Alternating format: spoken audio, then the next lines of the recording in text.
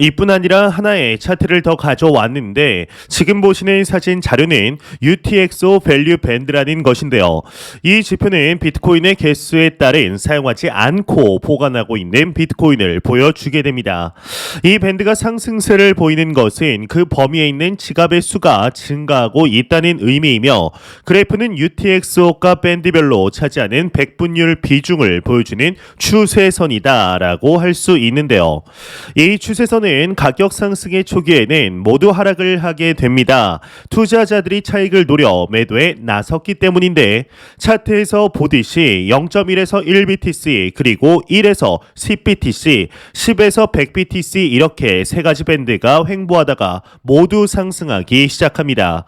이는 시장 전반에서 2만 달러대를 넘어서며 일부 축적이 이루어지고 있다는 것을 의미하게 되는데, 투자자들이 가격이 더 오를 것이라는 확신을 갖고 있음을 보여주게 되는 것이죠. 구독과 좋아요, 알림 설정 부탁드립니다. 안녕하십니까. 암호화폐 정보를 전달해 드리는 닥터 비트맨입니다. 네, 주말의 시작 토요일입니다. 어떻게 오늘 하루 잘 보내고 계신가요?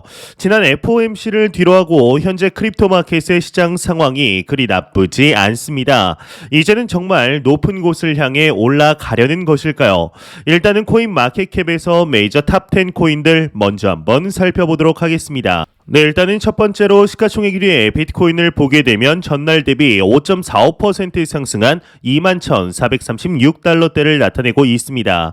이외에 이더리움은 6.53% 상승한 1,648달러, 6위의 XRP는 9.62% 상승한 0.50달러를 나타내고 있으며, 8위의 도지코인은 5.69% 상승한 0.12달러를 나타내고 있습니다.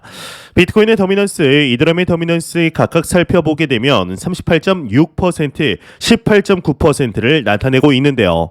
그렇다면 과연 선물 투자자분들은 현재 포지션 어떻게 나누고 있는지 롱숏 비율 한번 확인해 보도록 하겠습니다.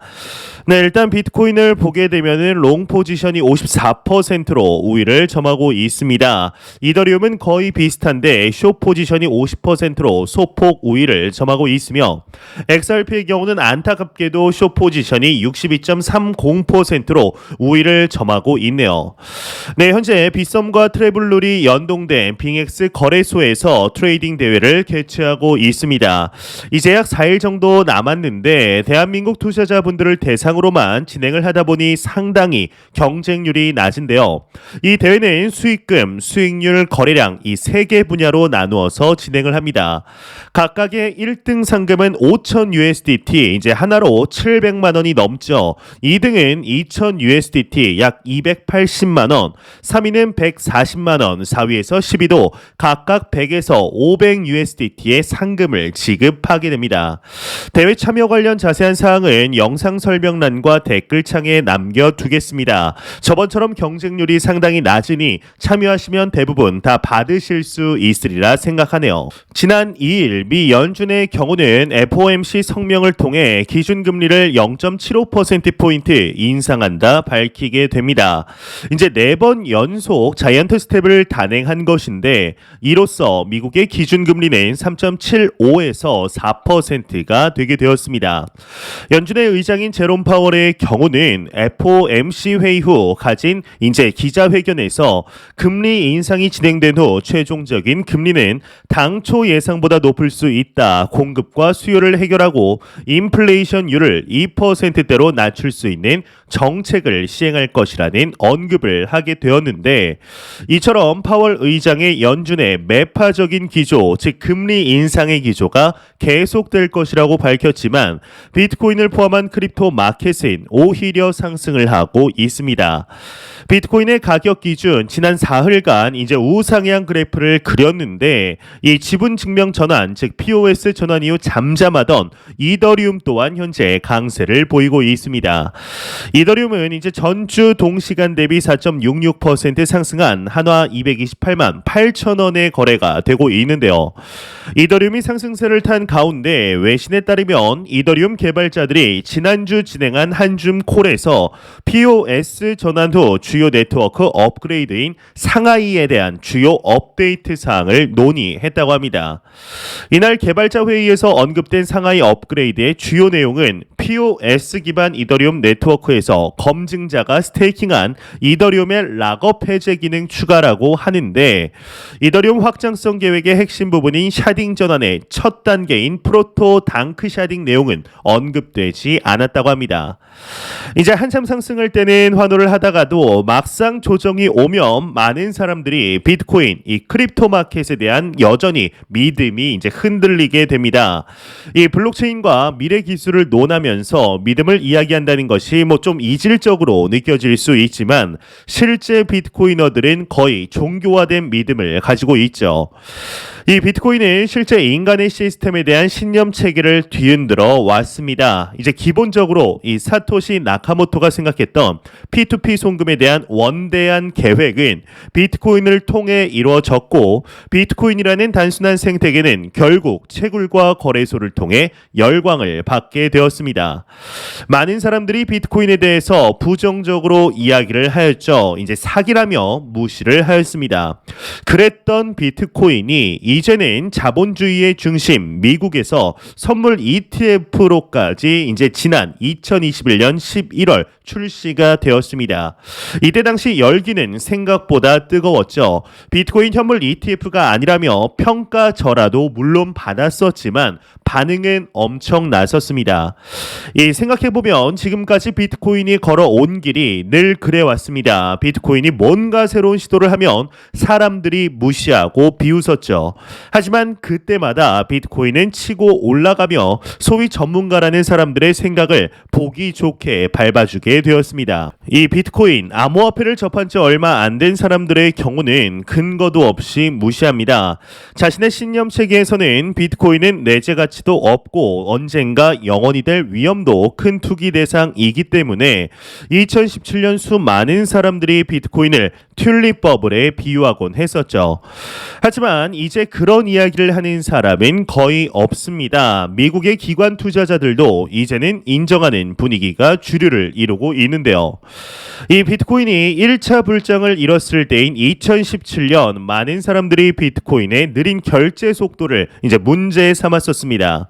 하지만 라이트닝 네트워크가 나오면서 수수료와 속도 문제를 동시에 해결하게 되는데, 비트코인에게 문제는 늘 문제가 되지 못했던 것이 사실이었습니다. 비트코인의 전진에 변한 것은 없습니다. 그저 거래소에 찍힌 가격에 조정이 왔을 뿐이죠. 그런데 잘 모르는 사람들은 마치 큰일이라도 생긴 것처럼 비트코인이 이제는 끝이라고 말합니다. 참 우습죠. 불과 얼마 전까지만 하더라도 다들 비트코인에 환호했던 것이 사실인데 말이죠.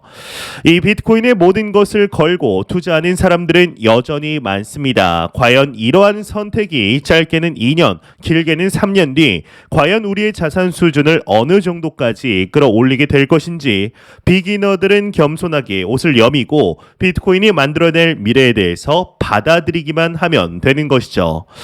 현재 비트코인의 가격을 기준으로 21,000달러를 넘으면서 다시 한번 제도약의 기대감을 가지게 만들고 있습니다. 이에 긍정적인 소식들 지속적으로 나오고 있는데, 단기적으로 40%의 상승의 가능성이 있다고 하는데요. 자세한 내용 함께 보겠습니다. 애널리스트의 비트코인 단기적으로 약 40%의 상승 가능성이 있다 헤드라인이 장식이 되어 있습니다. 이 데일리 호들에 따르면 유명 암호화폐 애널리스트 마이클 반데 포페이의 경우는 비트코인이 단기적으로 약 40% 상승할 가능성이 있다라고 전망을 하였는데, 그는 지금은 비트코인이 랠리를 시작하기에 적합한 상황이라며 DXY가 탱킹세, 즉 패배세를 보이고 있으며 비트코인이 앞으로 몇 주 안에 3만 달러를 넘어설 것이라고 전했다고 합니다. 이어서 비트코인이 향후 약간의 하락세를 보인 후 상승할 것으로 예측한다. 그때가 투자하기 적절한 시기라고 덧붙였다고 하네요. 지난 몇 주간 비트코인의 가격이 저점을 보인다라는 분석들이 공통적으로 나오게 되었습니다. 이러한 공통된 분석을 기반으로 지금이 매수하기 적절하다라는 말씀을 드렸었는데, 이제는 높은 곳을 향한 상승이 이어지려는 것일까요? 이뿐만 아니라 이제 하나의 차트를 더 가져왔는데, 이제 지금 보시는 차트의 경우는 이 UTXO 밸류 밴드라는 것인데요. 이 지표는 비트코인 개수에 따른 사용하지 않고 이제 보관하고 있는 비트코인을 보여주게 됩니다. 이 밴드가 상승세를 보이는 것은 그 범위에 있는 지갑의 수가 증가하고 있다라는 의미이며 그래프는 UTXO가 밴드별로 차지하는 백분율 비중을 보여주는 추세선이라고 할 수 있는데 이 추세선은 가격 상승의 초기에는 모두 하락을 하게 됩니다. 투자자들이 차익을 노려 매도에 나섰기 때문인데 이 차트에서 보듯이 이제 0.1에서 1 BTC 그리고 1에서 10 BTC 10에서 100 BTC 이렇게 세 가지 밴드가 횡보하다가 모두 상승하기 시작합니다. 이는 시장 전반에서 2만 달러대를 넘어서며 일부 축적이 이루어지고 있다라는 것을 의미하게 되는데 투자자들이 가격이 더 오를 것이라는 확신을 갖고 있음을 보여주게 되죠. 참 이러한 이제 이처럼 긍정적인 분석들 지속적으로 나오고 있는데요. 이러한 소식과 더불어서 이제 매일같이 나오는 리플 XRP 관련 소식 오늘도 또한 나왔습니다.